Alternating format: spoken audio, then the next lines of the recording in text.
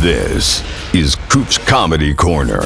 Buckle up because it's funny as Coop's Comedy Corner.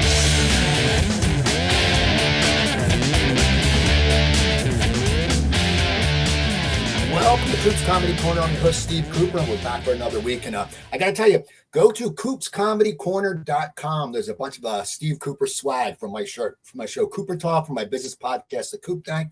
From this show, there's shirts, there's doggy shirts, there's sweatshirts, there's mugs, there's coffee cups. It's a lot of good stuff. And don't forget to listen to my show on all those platforms out there. If you want to listen, go on to Spotify. And we have a great guest today. You know, I was thinking about it. I think the last time I saw my guest, she was from my hometown, and we had done a few Andy Scarpati gigs back in the day. But she had a play at the, I believe it was the El Portal Theater in North Hollywood. And I went to that, and I still remember because on the way back to my car, I saw Rip Taylor, and I got a picture with Rip Taylor, and it was so bitchy because he had a guy, like, he had to sit there go like, no. He was bossing this guy around, have to take a picture. I'm like, it's just a picture. But anyway, now Debbie Kasper is my guest. She has a new show that actually July 31st and August 10th, backed by popular demand at the Santa Monica Playhouse. And it's called Monkeys on My Back and Everywhere Else. And my guest is Debbie Kasper. How you doing, Deb? Hi, Steve. How are you? I want to talk about this play because I know Monica Piper put up. I think Kathy Lavin came to see it because you're in with all those great comics, and you're a great comic as well. So tell me about the play. What's it about? Where's the title from? And are you loving doing it? Okay. Well, you know what monkeys on my back means, right? A monkey on my back? Yeah, basically an addiction. So I'm an addictive personality. I'm an alcoholic in recovery. And even though I haven't had a drink in 30 years, my life is like a game of whack-a-mole, you know. During COVID, I got completely addicted to sugar. I gained 10 pounds 5 times in a row really fast. I was just sitting on my couch eating sugar. Isolation is really bad for alcoholics. There really isn't anything out there that I don't do too much of, except maybe liver. You know, anything I like, I got no stop button. So while I was sitting around during COVID, I wanted to write another project. I had been out of Showbiz for 10 years. This is my big comeback. And I'm like, what do I want to write about? What do I want to write about? And I'm sitting there eating. Hold on a second, Debbie. Hold on one second. I didn't know you left Showbiz. Oh yeah. Okay, so you left. Well, we'll get to that. But okay, so you're sitting down and you want to get back in. What made you want to get back in? Well, I always wanted to get back in. I never wanted to leave. I was forced out through a series of tragic events that we'll talk about in a moment. That'll be the funny part. And I was sitting in like I said, I was just sitting around in COVID all by myself because of all the tragic events that had just happened. And I just noticed in captivity all my addictive behaviors, you know, eating, binge watching Game of Thrones. Oh my God, here comes the White Walkers, you know. I was just like everything I did because I was alone and we were shut in, I was doing addictively. And I'm like, this is what I need to talk about because even though you're in recovery, you know, your game's like your life is like a game of whack-a-mole. You get the alcohol under control and up pops cigarettes. And then you get the cigarettes down and up pops sugar and shopping and just Facebook, you know, everything that a normal person can do a little bit of and say, okay, that's enough of you. But an addictive personality is like, I can't get off Facebook. I can't stop. I just got to do one more hour, you know. So that's what made me, it's been the bane of my existence. And also the best thing that ever happened to me was recovery. So I just wanted to write about something that was raw and honest and that means something to a lot of people. So when you're starting to put the show together, because as I said, your background is stand-up. Now I did a storytelling show a few weeks ago, and it's very different when you do a one-person show or a story like that because we're so addicted to the laughs. We want to get the laughs. So when you're doing this and you're Yes. vulnerable, then you sit there and go, holy shit. Because I was doing the show and I'm like, I'm telling this funny story and I get a laugh. I'm like, all right. And then I tell something more serious. It doesn't get a laugh. And our trigger, I think comics, our mind triggers us to be like, oh my God, we're dying up here. So what was it like for you to write this? Because it was serious. It's a mix of what you do. Well, it is serious, but it's also, I mean, I'm a comedy. I'm a comedian. I'm funny. It's told in a very funny way. It gets very dark because there was a lot of tragedy that I went through. So it gets very dark. But the second I take them too dark, I come back with a surprising, funny observation of that moment. And it just brings people back. They're like, oh, phew, I don't want to be depressed anymore. Yay. So it's a roller coaster. And yes, it's very hard being a comic where we get our complete self-worth through the laughs we get, to be on stage and be doing something that isn't set up punchline. And I keep saying to my directors, I'm not getting any laughs at the beginning of the show. And she goes, people are getting to know you. And I'm like, no, I used to be able to go get a laugh first line out. And she goes, she's constantly saying, it's not stand up. This is not, it's very hard to let go of that. Very hard. Now, when you were writing it, what was your process? Did you sit down? Because you said you have an addictive personality. Did you binge write it? Or would you write a little and walk away? Or a lot of times we'll write something and we'll go, oh, this sucks. Even though it doesn't suck. Then we come back and we go, well, no, this is a bit. So what was your writing process for it? How long did it take? All of the above. I'm a very compulsive person. I'm a very compulsive writer.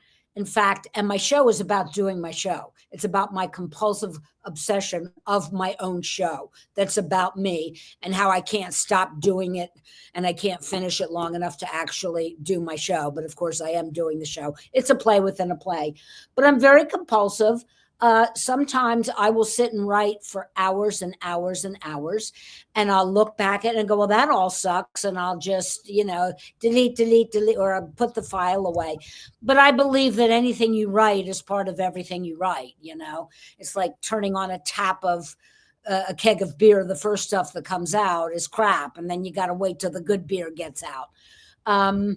So I've been writing it on and off for a while. I wrote the first draft during COVID, and then I put it away for a couple of years.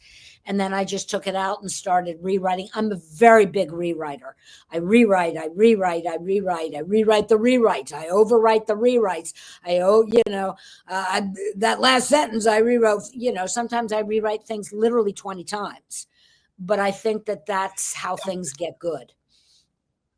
Now, do you think sometimes, though, you over rewrite and you might take some gem? Oh, yeah. Because sometimes, sometimes you just get a gem and you go, holy shit, this shouldn't work this easy. Do you feel like you have done that at all during this play? Just that you actually some parts you may have actually rewritten too much? Well, absolutely. Yeah.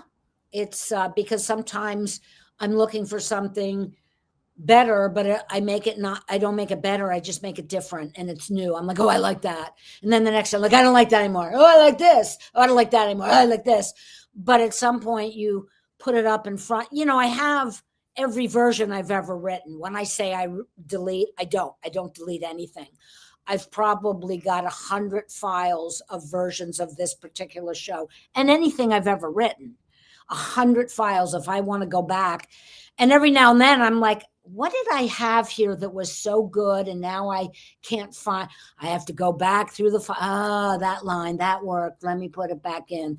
It's a puzzle. It's a giant puzzle. And because you write.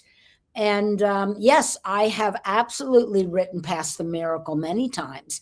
And that's where, there's a saying, and I don't know who said it, but it was about Michelangelo. And I used to quote it all the time, and I'll probably screw it up because I haven't said it in a long time, about Michelangelo says it takes two people to do a sculpture, to sculpt a sculpture, one to sculpt it and the other to say, you're done, because you can just keep working past the beauty, assuming that you have any beauty going on. Yeah, exactly. So now, so you get it Assuming you done. are Michelangelo. Yeah, exactly. I'm making Play-Doh dogs and they suck. So let's say, okay, so you get it done. You get it done.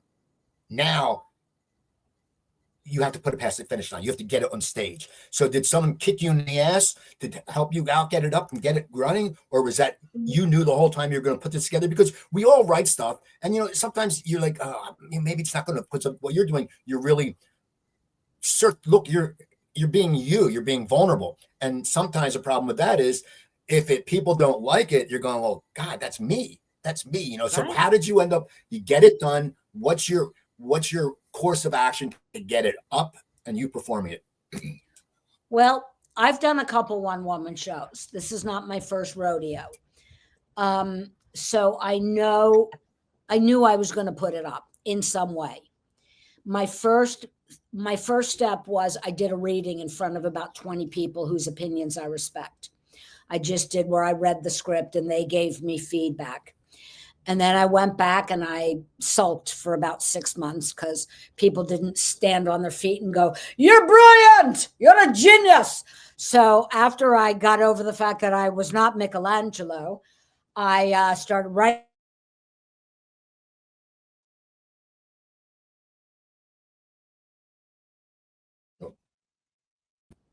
Some people didn't have good points at all. You know who you are. But anyway, so I went back to the drawing board and I started writing. And I have a couple girlfriends who you mentioned, Monica Piper, Kathy Ladman, both of which have done one-woman shows. And recently, and I kept calling them and saying, I'm not going to do it. I'm just not going to do it. And they're like, yeah, you are. You're going to do it. Monica was like, yeah, you're going to do the show, Debbie. It's great. We had, she was reading it all along. She was one of the people that gives me notes. She goes, it's great.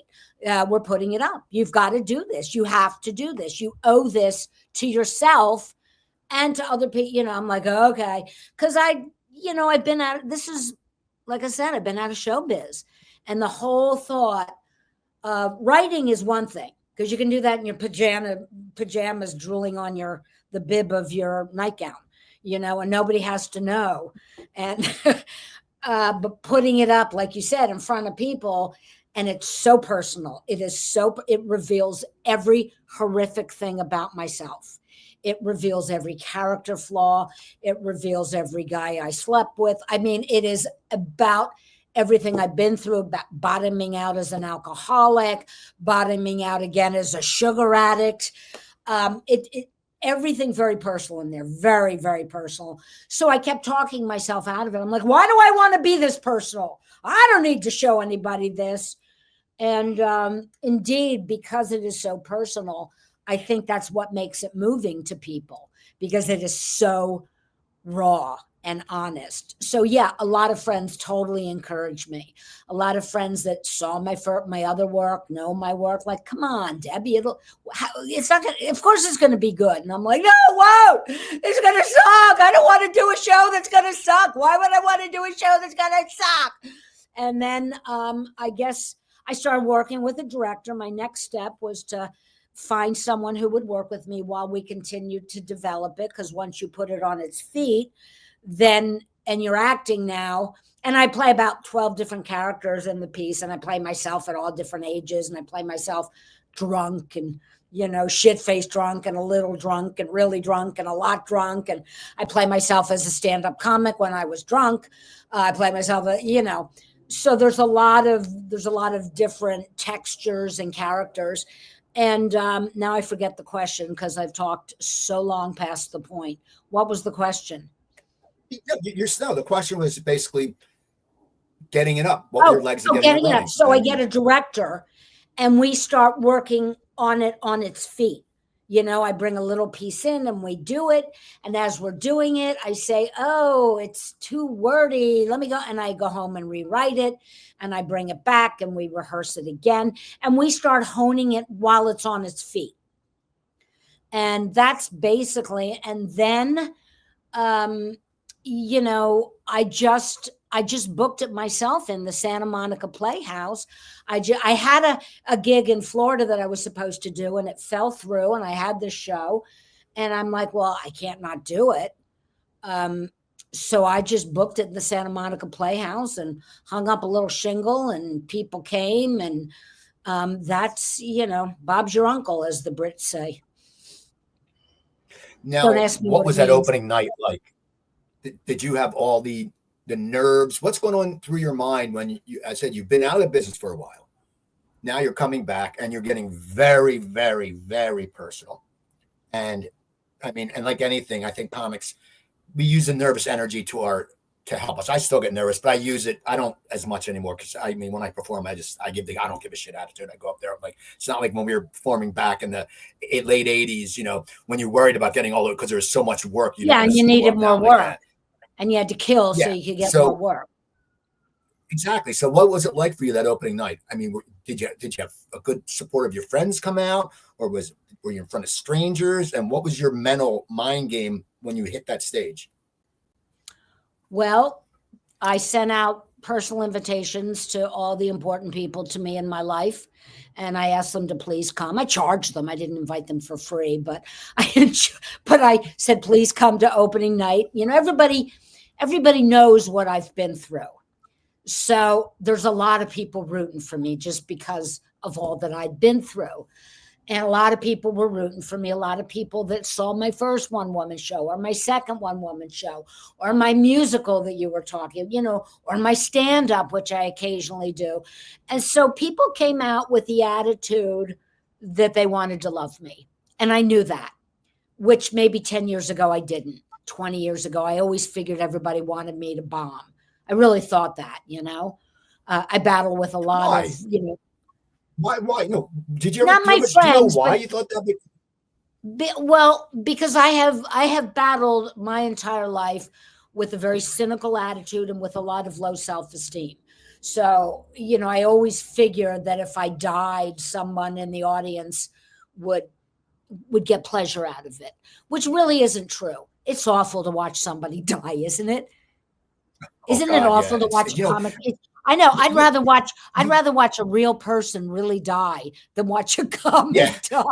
You're right. It's so. I remember back at the Comedy Factory outlet when we would have these open mics, and back then there was crowds. It wasn't just like an open mic. Now all comics, CFO and Comedy Works, they got busy, and you would see some of these acts every week. Every week they die, and you're thinking, are you just a masochist? What would take you to stop because you have never gotten a laugh? And there are people like that. And I remember one person said, I go, how's the crowd? They go, well, they didn't talk during my set. I'm like, well, the object is to get people to laugh during your set. But it's one of those things, it's painful though. You're right, to see someone, especially when they've honed their craft and they're getting ready, but unfortunately they're just not funny. And you're right, it is a tough thing. Right. So at some point, what kicks in for me, now that I'm, as they call it, a seasoned performer, French for Debbie Kasper, she's still alive. Now that I've been through so much, not just career-wise, so much disappointment, so much glory, so much near misses, but I've been through so much personally. At some point, you can just gather yourself and say, I'm doing this show because I love entertaining people. And that is what I'm here for. I ain't here to solve any math problems. I'm not here to be in politics. I'm not here to be the one that's going to take you, to the doctors when you get cut. I am here to make people laugh. And I'm real clear on that. And I know that the show was funny. I've always known the show was funny. I'm been writing comedy since I was 25 years old. Writing comedy is the easy part of the show. The hard part of the show is getting the drama to work within the comedy and, getting the arc. So at some point when you're at opening night, it's like everybody just wants to love me. I would say half the audience were people that care deeply about me, and the other half were their friends or their dates or other people that just bought tickets. I don't know who they were. So yeah, you just, I did I answer the question? Yeah, you did. I got another question for you. That's what I do. I ask questions. When did you start comedy? I know you went to Cherry Hill West, right? Because West, Yep. did you go to West? Yeah. And I went to East. Okay. And I started after I got 2 years after I got out of college, I started. When did you start comedy? And did you start in this area or were you in New York? No, I was in New York. I started comedy very late. I did not start stand-up comedy till I was 34 years old. And I moved to New York City to be a famous Broadway actress. And I was auditioning and I was getting roles, and I did not like that I couldn't get any exposure. And in the 80s, comedy was exploding. And I was in my cups, as they say in AA. They broke my anonymity. In my cups, I was drinking a lot, and I started hanging out at the comedy clubs. And I just got addicted to comedy. I kept every night I would go to the clubs, and my tabs were literally like $50 a night. This is in 1984. And I got totally obsessed with comedy. And as the story goes, one night I heard a bartender say that comedians drink for free. And I went, and I ran over and I signed up. This is folklore. It's kind of the truth, but this is the way I tell it in my story. I went over and I signed up that night for an open mic, and I started doing it. And, I was always a funny person, but stand-up comedy wasn't even a thing until like the mid-'80s. And all of a sudden it was everything. It was everything. And I got on stage pretty quickly. And I did well pretty quickly. And within 2 years of being on stage, I was working. I was on the road. I had a car. So I was on the road, and I immediately started working for Andy Scarpati and all over the country. And, the rest is history. What was it like in the early days for a female comic? Because out of Philly, we didn't have many. There was not a lot of females, and there was a lot of fucking scumbag comics back then. The guys that would sit there and they'd have they'd take their ring off at the comedy condo by the pool, and they'd have but you'd see their wedding ring, the tan line, but they would think, I remember I said to the guy, I go, dude, aren't you married? Hey, when the cat's away. And I'm like, God, you're a scumbag, but there's a lot of scumbags back then.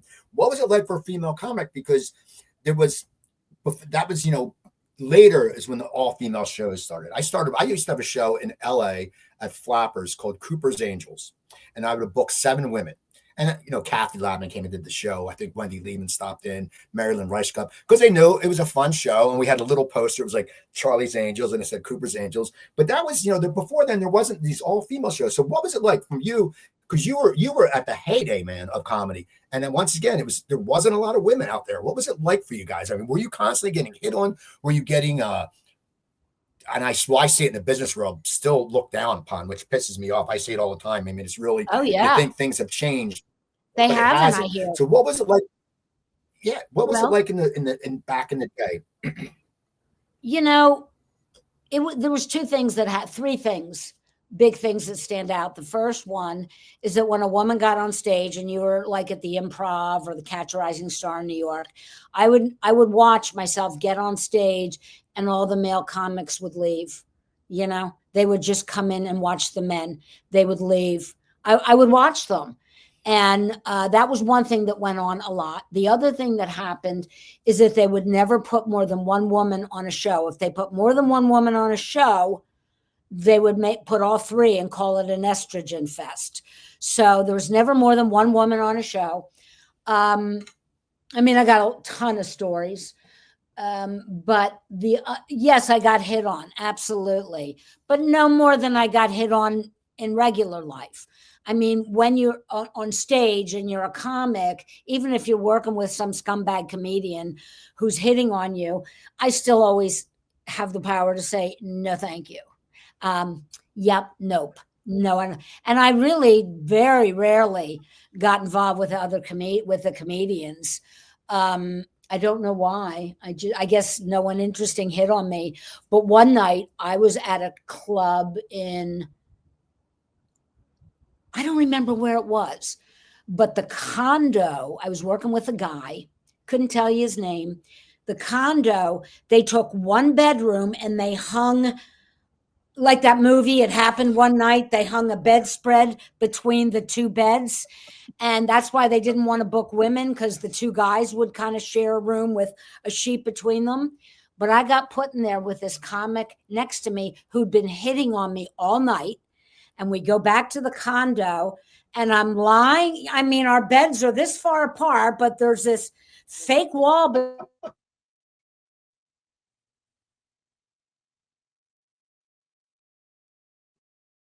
Don't, stop that. And he's like, Wait, Deb, you froze. You froze when you said you froze for a second when you said the beds were this close apart. Then what happened? And the guy's over there, and the guy's right over there, and we're going to sleep. And I'm scared at this point because the guy's giving me the creeps. He was hitting on me so much. He's not like it was a cool guy. And I'm like, get away. I grew up with 3 brothers. I know how to tell a guy to fuck off without getting hit. And but this guy had been bothering me all night long, and now we're in bed and there's like something between, and he's like, hey Deb, hey babe, I'm over here thinking about you. I'm like, yeah, well, you can just keep thinking, because that's as far as it's gonna go. And he just was making these cooing noises from the bed next door. So yeah, it was gross. But the worst thing that happened is that nobody, they don't want to headline you if you're a woman. So you're like stuck in the middle position for a really long time.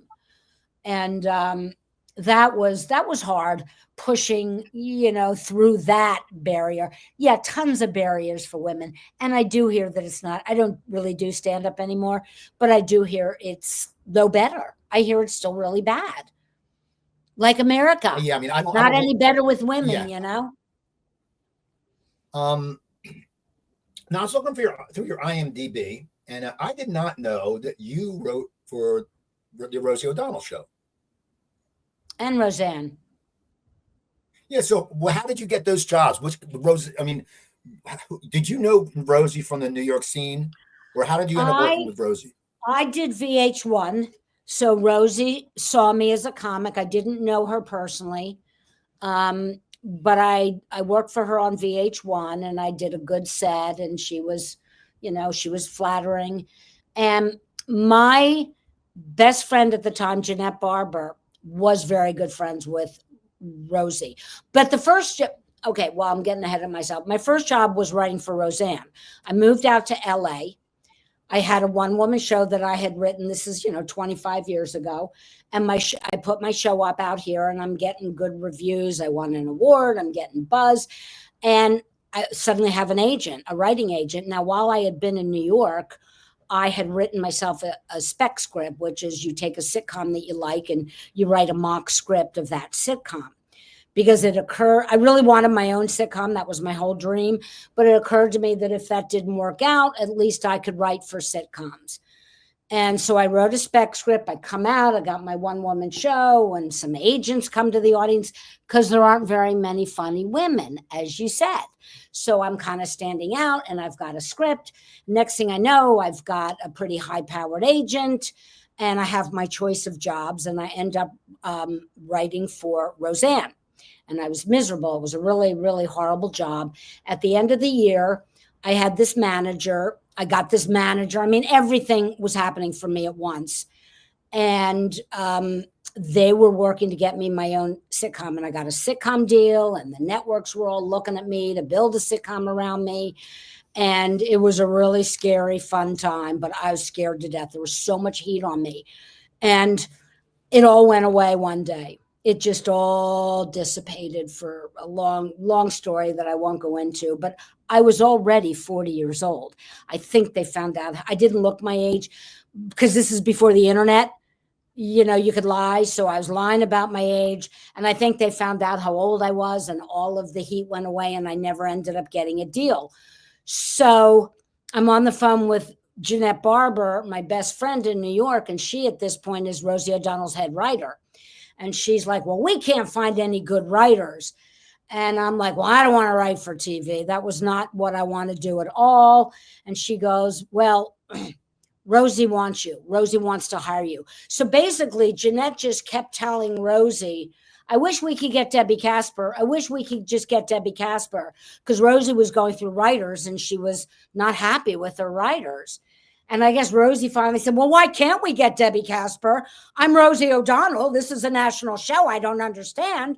And she goes, well, she's writing for Roseanne. She's got her own sitcom. We can't get her. Well, all of a sudden I had nothing. And Jeanette called me up like the next day and she goes, this is pathetic, but Rosie and I are about to beg you to come work for us. And I went, okay. So I packed up and I moved back to New York City and I wrote for Rosie. And that was a very good experience. What did that entail? Like, did you go writing every day? Did you write sketches or did you write jokes or did you write monologue? What did that job entail? Rosie? Because Jeanette's great. Jeanette's like, yeah, for Rosie O'Donnell. What was your day like when you would write for her show? Yes, you went in 5 days a week. You went in very, very early because she taped it, I think, 10 o'clock in the morning. So we had to be there by 6 o'clock, Monday through Friday. And we had to have read the newspaper and had jokes written from the newspaper or current events, at least, not necessarily politics, something going on in the world. We had to have jokes to pitch to Rosie, and we would have a meeting at like 8 o'clock in the morning. And she never did anything topical, so it was almost for her pleasure. We would come in and say, hey, Cher just got another facelift, and whatever. And she was like, really? So it was almost like a gossip session. But then we had to come up with what they call desk pieces. Now, a desk piece is Rosie sitting at the desk and she does her opening monologue, which we all help her write, but she wrote a lot herself. She knew what she wanted to say. Sometimes she'd incorporate something current that you brought to her attention. And then she would say, okay, my next guest is going to be, Barbra Streisand. And then after Barbara leaves, she would say something, and I'm making this up. She'd say something like, I wanted to do my own album when I was growing up. I wanted to be a singer. This is the album I would have come up with. And then there'd be like a mock Rosie O'Donnell singing album. They do it on all the talk shows. They're called desk pieces.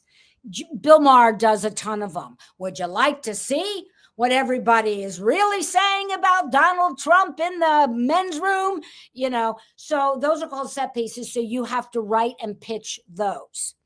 And she picks the one she likes. And then the people that pitched it go back and flesh it out and write the whole thing up. And, for example, one that I wrote, she had Alec Baldwin coming on, who I'd been in love with my whole life. He was my movie star boyfriend.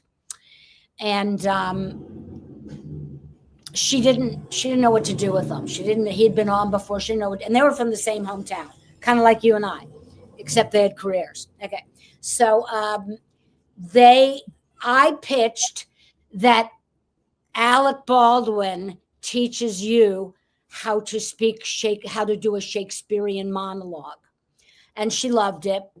And so I said, he's going like, yeah, duh. So where art thou, dems and does, So it's two New Yorkers from Long Island trying to do Shakespeare English. So I pitched that and she liked it and they were going to do it that day. The thing about daily shows is you write it and you do it then, So I went and I wrote the script real fast and you hand it to the head writer and she goes, yeah, this is good. I'm going to just change this. And it goes to Rosie. Rosie says, okay. And so it comes back to me and it's like 9:30 in the morning and the show's taping it at 10. And they're going, okay, you got to take this down to Alec Baldwin. I'm like, I do? And they're like, yeah, he's in his dressing room. Take it down to Alec Baldwin. Do you mind? I'm like, mind? I may never come back. So I'm like running down to Alec Baldwin's room and I knock on the door. And I, of course, I looked horrible. I had no makeup on. I had shitty shows because you don't dress as a writer because you're never seen. You just go to work in your sweats. But anyway, so that's an example of like what the kind of writing you have to do on a daily show. And sometimes you go on location. Sometimes You say, all right, we're going to do a piece about this haunted house out in New Jersey. Debbie, you go out, see what you can see and write something about it. So you go out with a film crew and they interview the woman, and I'm trying to run around, find something funny that Rosie can do about it. Things like that. You got another friend there, Steve? No, the air conditioner went on. I was like, what is that noise? Because it's been so shitty, the weather lately. It's like we get thunderstorms. Whenever I record my show, I get thunderstorms. I hear. So, okay. Question, and I can't think. You used to do another character. Who was the character? You did one person show, and it was it a house or something? Zelda Bing. Zelda Bing. Okay, tell me about that character. Where did that character come from? Because I still remember I would see like your post and it said Zelda. It was Zelda Bing. Yeah. So where did that character come from? She actually wrote a book. I did a 2-woman show with a comedian named Sheila Kay. We did a stand-up gig together, and we looked at each other. We go, I got to get the hell out of Dodge. Let's write a show and go on the road. So we wrote a fake self-help comedy that was originally called Venus Attacks, and then it got the name changed to Self-Help, the comedy. And it was 6 characters. We each played 3 characters that are fake self-help gurus on tour together. So one of the characters was Zelda Bing, who shows women how to make a man love you. And she was this hideous character with an ugly wig, and she was fat and dumpy, and she had an ugly dress on, but she believed that she was the most beautiful thing in the world, because that's really what it's about, believing that you're beautiful. And she was always talking about how men dig me, yeah, men dig me, Zelda.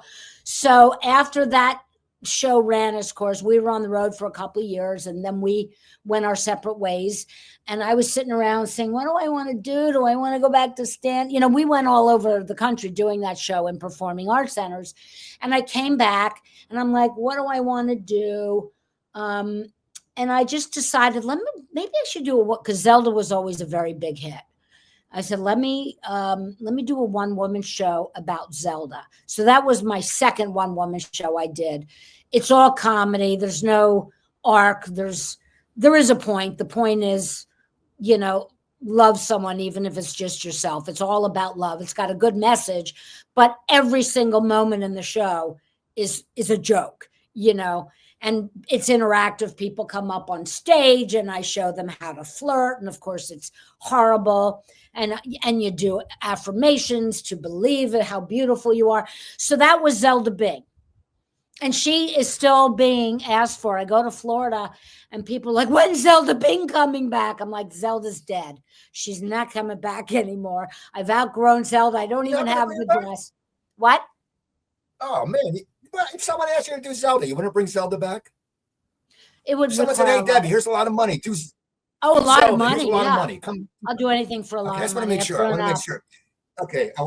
Listen, I've got the script. It's just that it's a lot of work, and I'm working and I'm trying to do something a little more meaningful. I might go back and do Zelda because people do still ask for her. I might go back and do her at some point.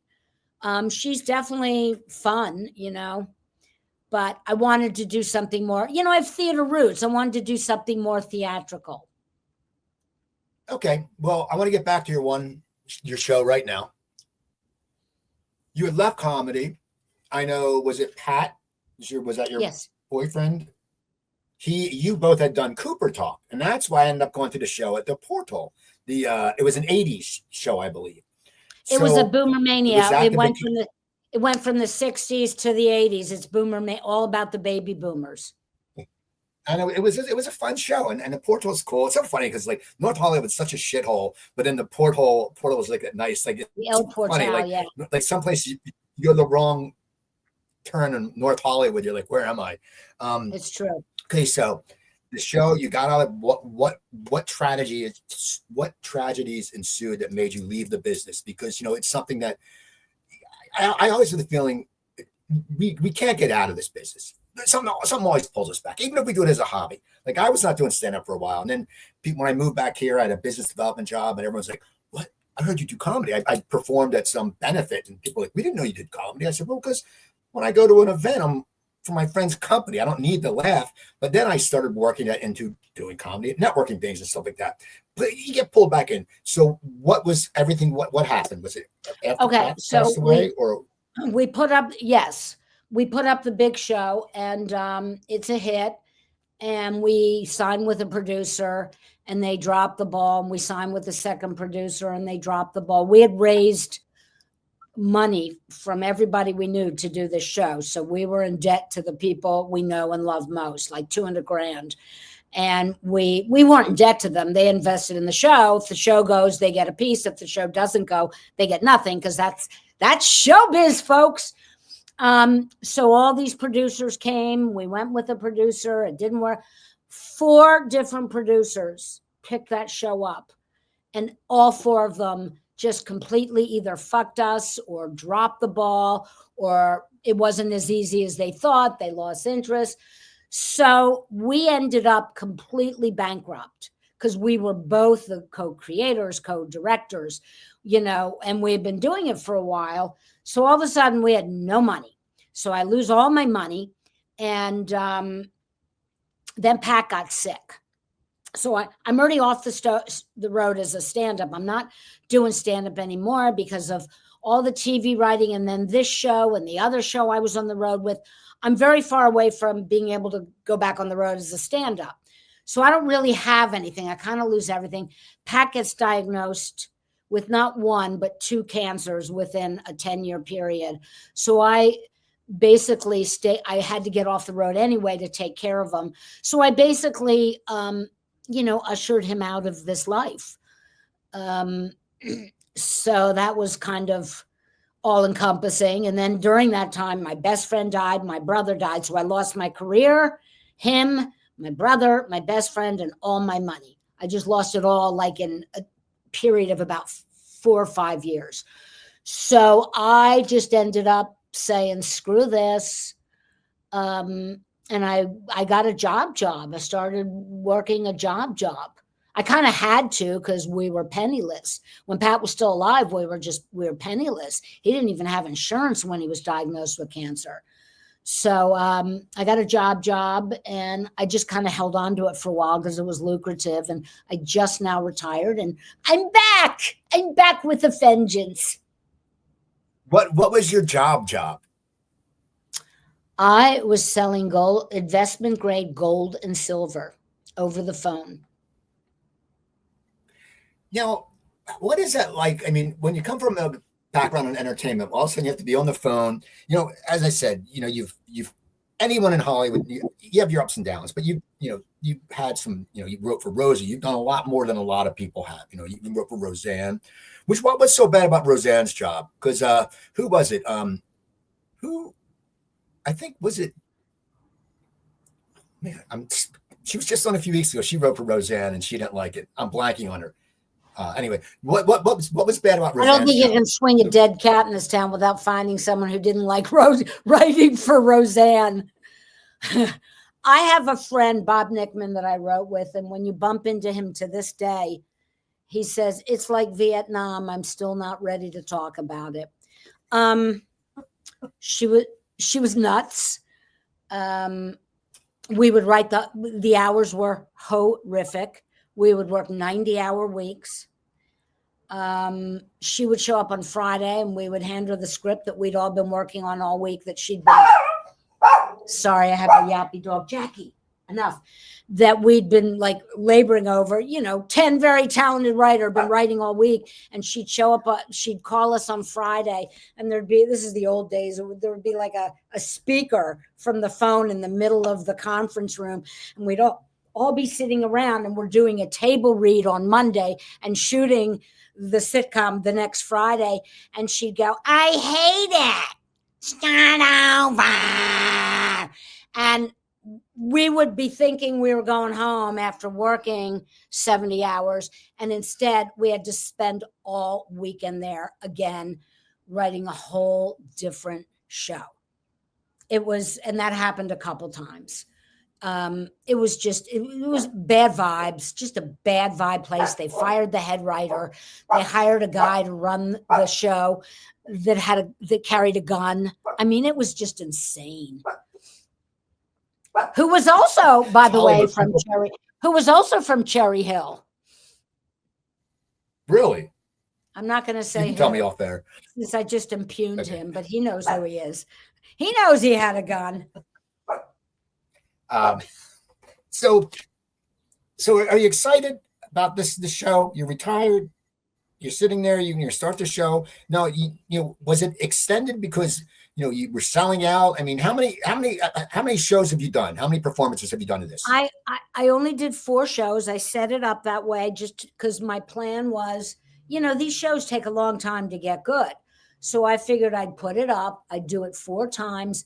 I'd get more feedback. I'd go back and I'd rewrite, and then I'd put it up again until it was right. But the feedback has been so beyond my wildest dreams, because it's a story about many things, but it's also a story about the love of my life dying, and I tell it in a funny way. So somehow it moves people. People are moved. They laugh. They all come out and say, I laughed, I cried, I laughed, I cried. It's like I didn't know what to do. It's very theatrical. There's a lot that happens. And so the feedback has been so good that I'm like, all right, now I got to do something with this damn thing. I guess it's in pretty good shape. I mean, it still needs tweaking, and I need, as an actress, tweaking. It all needs to always be better. But, yeah, it's sold out, almost all the shows. People didn't get to see it. A lot of important people didn't get to see it. So I'm doing 2 more to hopefully get, just to get to the next level. Plus, I need to practice doing it. It's an hour and a half of material.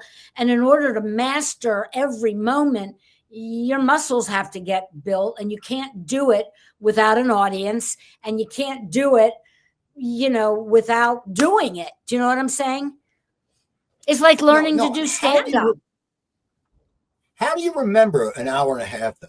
I mean, that always amazes me, because it's just you, and you're doing different characters. I mean, it must be so mentally. I mean, shit, I forget everything. My wife laughs. I forget stuff all the time. I'm like, oh, I'm supposed to do that? But then, of course, ask me who my 3rd grade teacher is. I know who that is.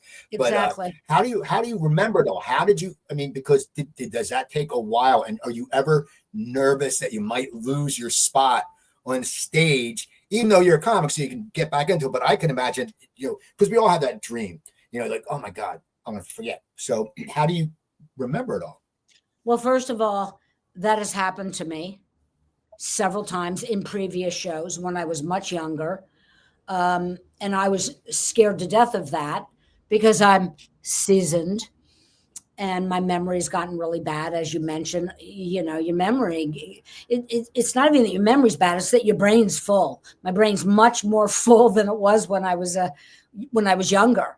There's so much in there, so many memories of everything and everybody, and phone numbers from 6th grade, and the list goes on.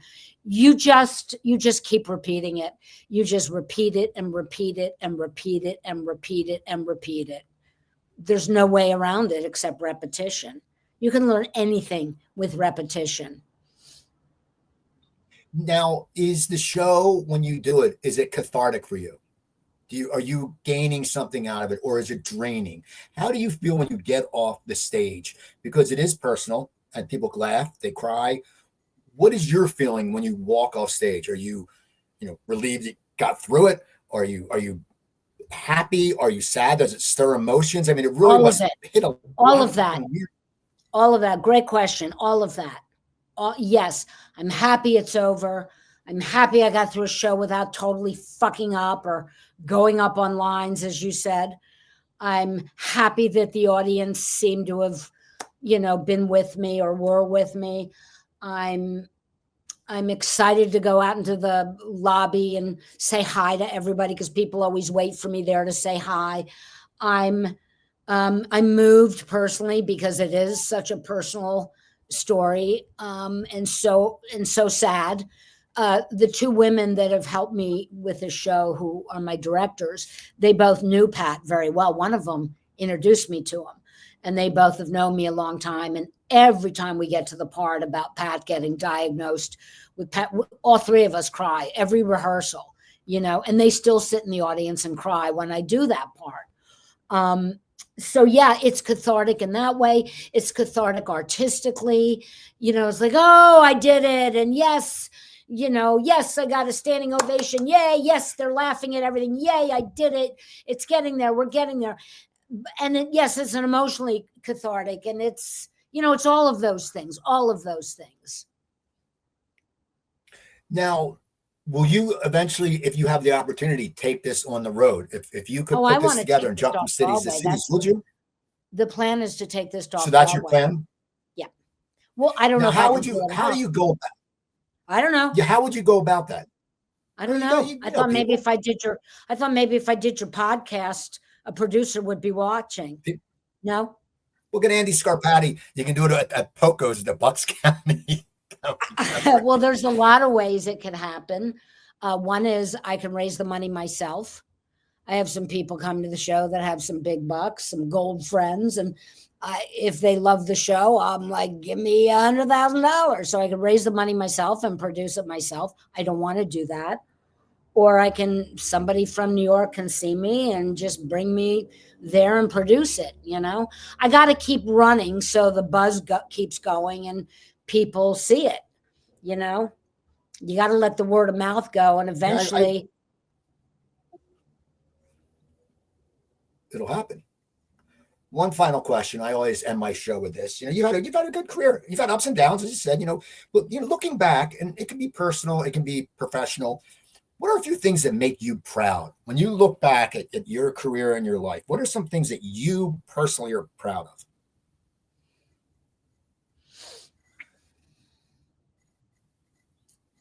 I'm proud